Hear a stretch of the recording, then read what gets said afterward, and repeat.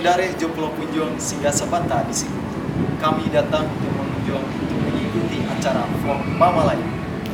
Assalamualaikum warahmatullahi wabarakatuh.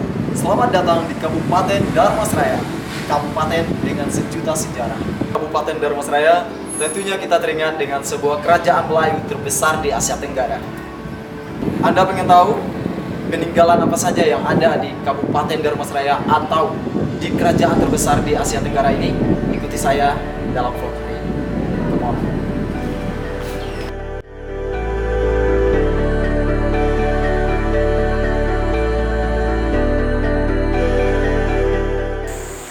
Oke, sekarang kita telah berada di salah satu peninggalan sejarah kerajaan Dharmasraya, yaitu di Candi Pulau Sawah. Candi Pulau Sawah terletak di Nagari Siguntur, Kecamatan Sitiung, Kabupaten Dharmasraya, Sumatera Barat. Candi Pulau Sawah ini mempunyai bangunan setinggi 2,4 meter. Dan di tengah-tengah candi tersebut terdapat bangunan panjang yang berukuran 2,06 kali 1,82 meter. Dan tak jauh dari Candi Pulau Sawah ini terdapat Sungai Batanghari, yang mana Sungai Batanghari ini adalah salah satu jalur transportasi masa kerajaan Dharmasraya dulunya. Selamat datang di Candi Padang Roco.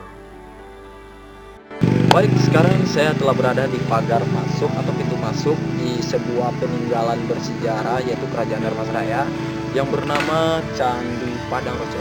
Mau tahu apa saja yang di dalamnya? Ikuti saya. Ya, mau. Candi Padang Roco 1 berukuran 21 meter kali 21 meter. Candi Padang Roco 2 berukuran 4,4 meter kali 4,4 meter.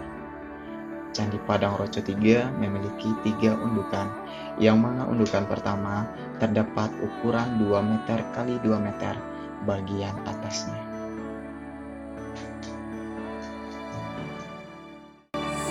Terima kasih kepada semuanya yang telah mengikuti vlog saya hari ini.